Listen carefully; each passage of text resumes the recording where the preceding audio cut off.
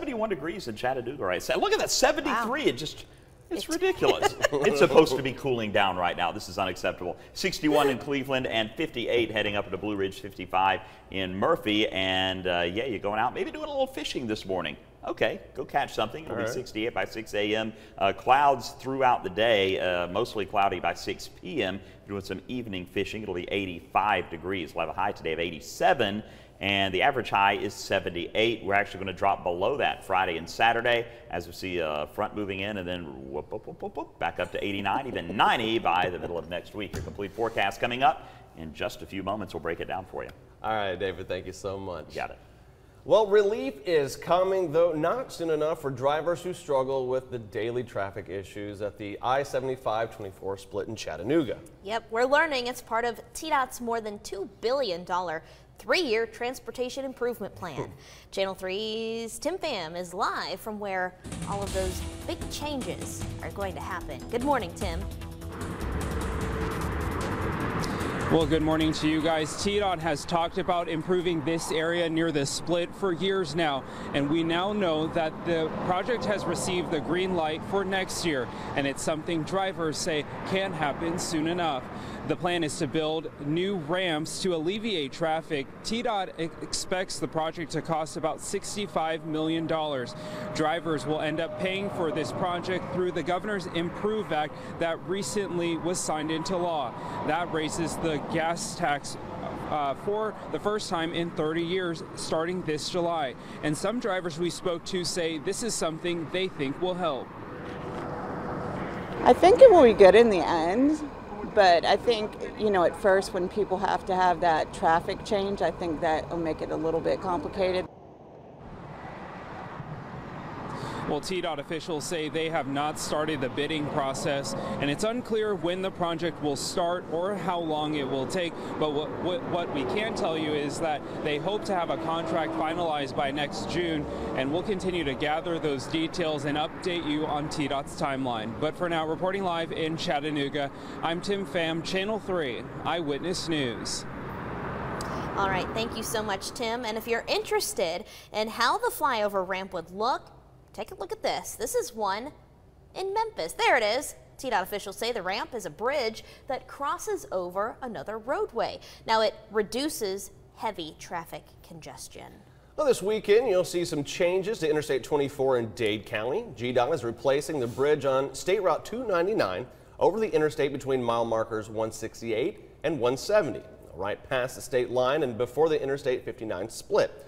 Crews will start the removal of the old bridge and the replacement tomorrow, but tonight you'll see eastbound traffic on 24 shift into a newly paved section starting at 9 p.m. Of course, this is all weather permitting. And hey, if you use the East Ridge tunnels, listen up, they're back open for now, but you'll need to find a detour later. The tunnels will be closed for inspection tonight at 8 o'clock. It'll last until 5 a.m. tomorrow, and of course, detours will be posted. A Georgia mom faces a long list of charges this morning after police say she caused a crash with her two kids in the car, killing one of them. 33-year-old Courtney Hines ran off the road Tuesday night on U.S. Highway 27 at Taylor's Ridge in Somerville. That's near the scenic overlook. Now, investigators say she overcorrected her car, crossed over the center line, and hit a van head-on. An 11-year-old identified as Kendrick Hines died on the scene.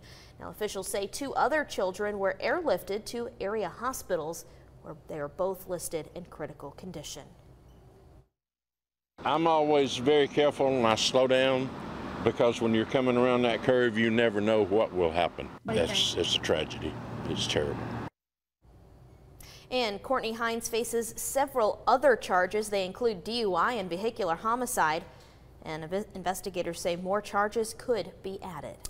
A store that District Attorney Neil Pinkston considers a hotbed for criminal activity will temporarily reopen. Yesterday, a judge approved an agreement between the West Side shop and the DA. A court order allows the owners limited access to the property under the condition that they'll have to meet certain criteria and fix problems that don't meet city code. The agreement is for 30 days. The store owner says they hope to open soon. Hopefully, I'm trying not to wait 30 days. There's some issues inside the building that need to be taken care of, and I will do that the next few days, and that's about it.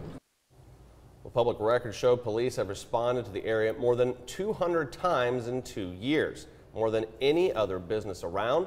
The district attorney also met with the property owner and has worked out an agreement to use part of the space as a police substation. You can read the full court order on our website, wrcbtv.com.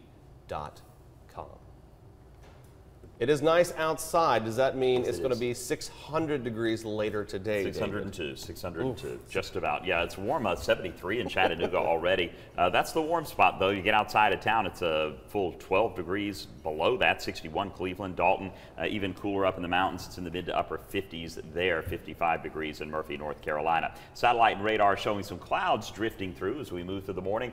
Some light showers to the west. I don't see much of any of that making it into the Tennessee Valley. And for the most part, Vipercast showing it staying dry today, but we do have the clouds continuing to work their way through. Rain chances today with those clouds less than 20%. Quick look at your day planner showing our temperatures getting into the mid 80s. As a matter of fact, we'll hit a high of 87 degrees around 4 or 5 o'clock, but through the afternoon, most of the afternoon, it'll be in the mid 80s. Another very warm one. We'll have the showers and storms moving in tomorrow afternoon, followed by a great Mother's Day weekend. Details in just a moment. Right now, John has traffic. All right, David, thank you so much. This is 24 at 27, one vehicle on the road. There you go, a couple of them out there, but no accidents to report on our interstate system or state routes. Of course, we'll keep you updated right here all morning on Channel 3. The time is now 5:06 on this Thursday morning. Let's check sports headlines with Paul Shaheen. 6 North Georgia baseball teams made the quarterfinals. 5 were in action yesterday, and you know, you don't get to the quarterfinals without a murderer's row lineup. An ace on the mound, or both. In 4A, Heritage seems to have both, and in Game 1 against Hardaway, they both came in the form of flamethrower Cole Wilcox. This time at the plate, first, Cole rips one to left, an RBI single for a 3-2 Heritage lead. On the bump, he was lights out per norm. 3 hits, 10 Ks, a complete game, 5-2 win in Game 1. So Game 2 followed shortly. Heritage a win away from their first ever semifinal appearance. The Generals down 1, 3-1, but they're rallying. An RBI single from Joseph Hill, and that's going to tie it at 3. And then came the go-ahead run. It's Cole Wilcox, a shot to left. RBI ground rule double. Heritage would not give the lead back. 6-3, your final. The Generals are semifinal bound for the first time in school history. Hey, only one other North Georgia team had home field advantage playing yesterday. That was Gordon Lee. The Trojans are the top seed in the 1A bracket, and they proved it, hosting Irwin. Top one, Noah Peterson, just a few pitches in. A moonshot to left. 2-run dinger. It's 2-0. Very next batter, watch this. Same result. Gordon Lee going back-to-back long balls. That time it was Dylan McGinney, and they kept on scoring, the Trojans did. 11-0 in Game 1, 7-4 in Game 2. Gordon Lee moves on. A few more to hit quickly. In 3A, Cahulla Creek picks up the sweep. The Colts beat Redden 2-1 and 9-8. They're into the semis. Also in 3A, Calhoun and Lovett split on the day. The all-decisive Game 3 later today. And finally in 6A, same deal there. Dalton and Pope, they split the doubleheader.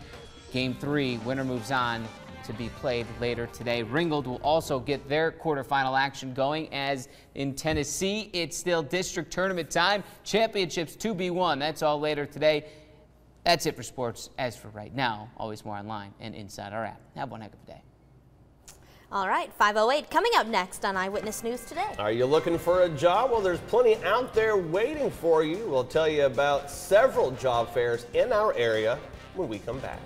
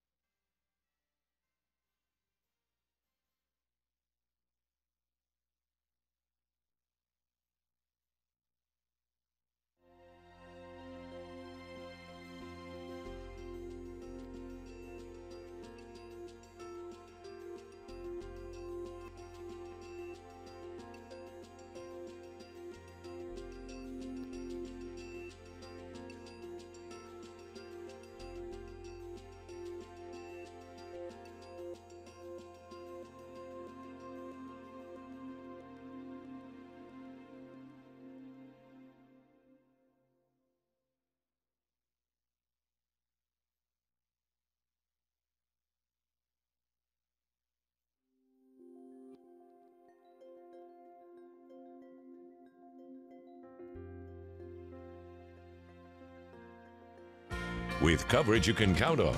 This is Channel 3 Eyewitness News Today. Here's some good news. Nearly 200 new jobs are headed right here to Chattanooga. HomeServe USA announced plans to build a facility worth $5.5 million. Now, the company will break ground on the new property in the coming weeks. The new building will be located off of Lee Highway in Chattanooga. HomeServe provides home emergency repair. A spokesperson tells us they expect the building to be completed by next March. And if you're looking for a job now, there are a couple of job fairs you can check out today. In North Georgia, about 30 employers will be taking part in a job fair at the Walker County Civic Center on Highway 27. That's going to be from 3 to 7 p.m. We're told over 800 jobs are available and are open right now. And you do not have to be a Georgia resident to attend. There are full and seasonal jobs available in construction, customer service, healthcare, and many other fields. Of course, be sure to be ready for an on-site interview. Hey, and guess what? There's another one, another job fair right here in the Scenic City. The Chattanooga Times Free Press reports this one starts at 9 a.m. today, Brainerd Crossroads, and lasts until about 2. About 100 employers will be there, and job seekers with disabilities are encouraged to attend. Now, if you need any accommodations, you can register beforehand. We have all of that information posted on our website. Well, PBS Kids has launched its own streaming stick called the PBS Kids Plug and Play. It offers a combination of on-demand videos, sing-alongs, and games preloaded on the stick that work without Wi-Fi. That's pretty cool. Well, the $50 device also allows access to the PBS Kids live stream when it is connected to Wi-Fi. Right now, it's available on Walmart.com. It will be available in Walmart stores May 24th. Other retailers will begin carrying the device later this year. Very cool. All right, 5:12 coming up on Eyewitness News Today. A man is accused of stealing from a charitable organization. How members of the community are reacting to the damage.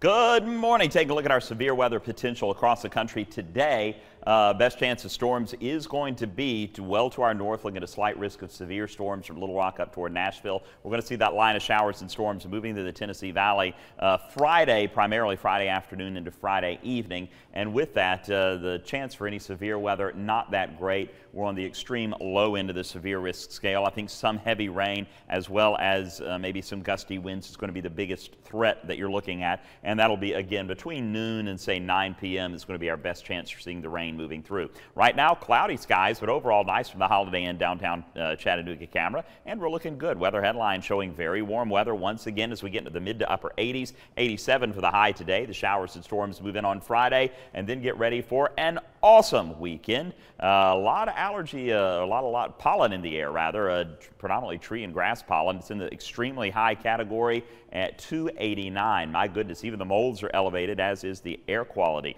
Outside, it is a whopping 73 degrees in Chattanooga. Not as dramatic when you get outside of town, in the low 60s, even cooler heading up into the mountains. 55 degrees as those south winds continue to bring that warm air in through the day today. Rainfall amounts over the next 36 hours, looking at about a ½ an inch of rain. Widespread, maybe a little bit more in some spots, but we are looking at some good rainfall throughout the afternoon on your Friday. For your satellite and radar today, though, not looking at much of anything. I do want to show you, it looks as though some rain showers are trying to work their way in. I think all of that is way elevated and not hitting the ground, so the chances of any rain today, less than 20%. Maybe one drop makes it to the ground, but again, less than a 20% chance of any showers at all today. There's your Vipercast showing the rain along that boundary to our north, extending out to the west, and all of that is going to converge to the Tennessee Valley, but not until tomorrow afternoon. We'll take you through Friday morning and look at a lot of clouds, but as late as noon, not much of anything going on. And then afternoon, say 1 o'clock on, we're going to start to see rain showers and maybe a few non-severe thunderstorms primarily moving through the Tennessee Valley. That'll be the case until about 8, 9 o'clock, and then the rain slides off to the east. Clouds on Saturday morning. No real chance of rain Saturday. If we get any rain, I'm keeping the rain chance low. It will be during the overnight hours, but by the time you're waking up, getting the yard sale going, whatever you're doing on Saturday, I think you're going to be fine, and it will be gorgeous on Mother's Day. Today, getting up to a whopping 87 degrees, 84 in Cleveland. Mostly cloudy skies tonight also, as lows drop into the 50s and 60s, and then we'll see the rain showers and thunderstorms moving in Friday afternoon into Friday evening. Again, a very slight chance of a shower or two early Saturday morning.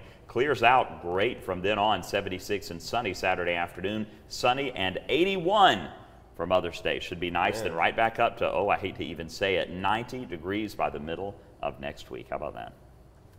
It's hot, man. It's hot. It's the humidity that's starting to kick in. You can kind of feel that as you're... You know, it's not the heat. It is the humidity. Oh. It's the heat, too. 90 degrees. It's just hot. All right, thank you so much. You got it. Well, Red Bank Police Chief Tim Crystal has been fired.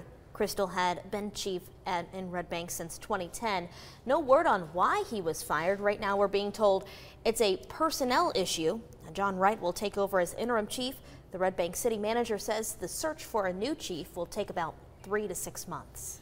Chattanooga police arrested a man who they say stole copper out of air conditioning units in the Forgotten Child Fund building. They say this man, 38-year-old Morris Fitton, cut the units out of the building and was able to get out through a hole in the fence. Police found Fitton behind the building. They also found copper pipes at Fitton's home and pipe cutters in his pocket. He is charged with theft of property. Clay Engel, the PIO, or Public Information Officer for the Forgotten Child Fund, says about $40,000 worth of damage was done to that building. He says volunteers and community members are upset that something like this would happen. Some of our members have taken a hit emotionally over this. They just don't understand why somebody would do this kind of damage for that little bit of money for something that helps the community like we do. The court records show Morris Fitton was already facing charges of criminal trespassing. He is scheduled to appear in court for those charges on May 15th and 17th. In Crime Stoppers this week, a case involving deception, a false identity, and big money. It's quite a sophisticated con. Police say this man used identification documents from Kentucky to open a banking account at Regions Bank on Highway 58. He then disposed more than $10,000 in checks and started making withdrawals at ATMs around the city. The checks were counterfeit. He's around 6 feet tall with a medium build. He's been seen driving a Mercedes SUV in one picture and a gold Toyota SUV in another. We're hoping that someone will recognize the suspect or the suspect vehicle. His clothing, he's wearing polo clothes, so those may stand out to you. So we're hoping that someone will recognize either him or the vehicle and give a call to Crime Stoppers. If anything in these pictures ring a bell, any bit of information you can provide could get you up to $1,000 reward. Call Crime Stoppers 698-3333. If you get a voicemail, leave a way for Sergeant Miller to get back to you if he has questions, but remember, he will never ask who you are. The time is now 5:20. Coming up on Eyewitness News Today. Now the fallout over James Comey's termination as FBI director continues. Now lawmakers on both sides of the aisle are demanding answers. We'll have those details when we return.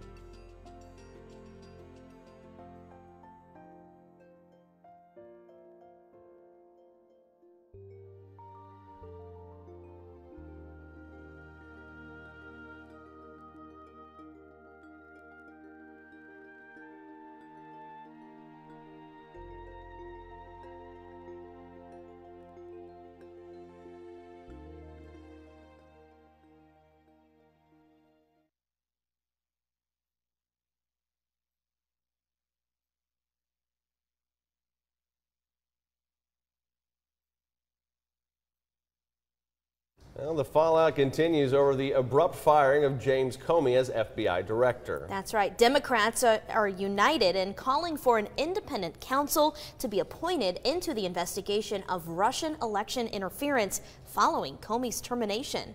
Lawmakers on both sides of the aisle say they want to know more about the firing. Now, dozens of demonstrators rallied outside the White House Wednesday, also demanding a special prosecutor to investigate possible Trump campaign ties to Russia. President Trump said Comey was fired because he, quote, wasn't doing a good job. Well, the day after he was elected as South Korea's president, Moon Jae-in took office and said he's going to open to visiting North Korea under the right conditions. Now, before his first day in office was over, Moon spoke by phone with President Trump. The South Korean president's office said the two leaders agreed to cooperate closely to resolve the North Korean nuclear crisis. A recent study shows that U.S. visitors to Cuba could increase as much as 7-fold by 2025. The study by Boston Consulting Group said as many as 2 million Americans could visit Cuba 8 years from now. That's a huge but challenging opportunity for U.S. cruise, airline, and hotel companies.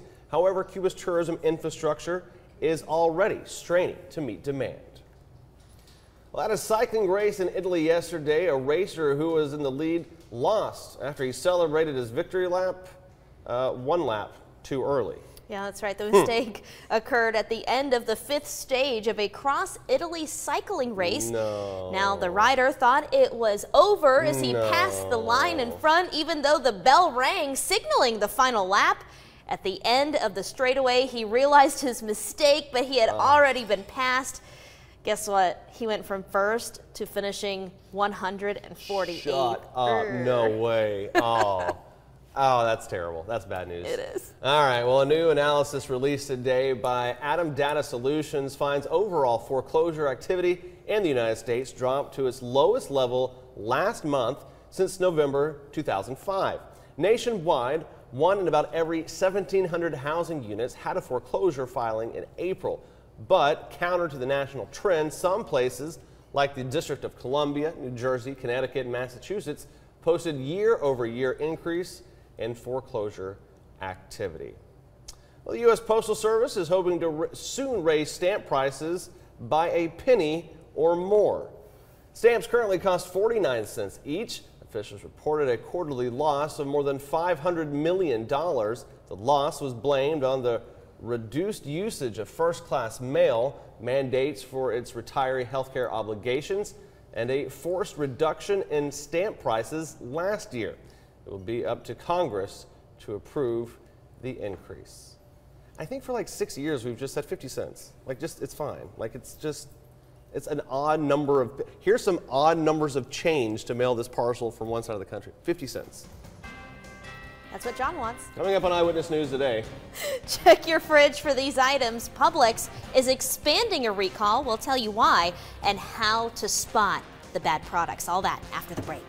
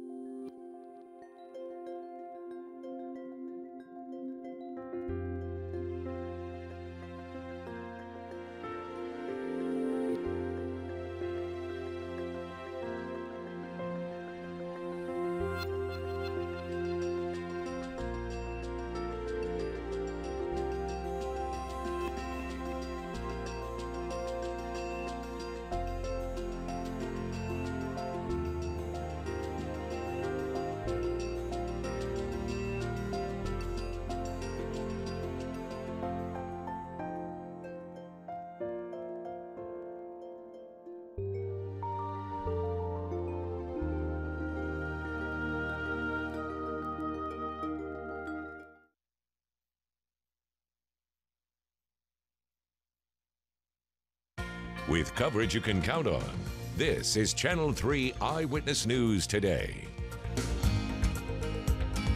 Well, good morning. It's 5:30. You're watching Channel 3 Eyewitness News.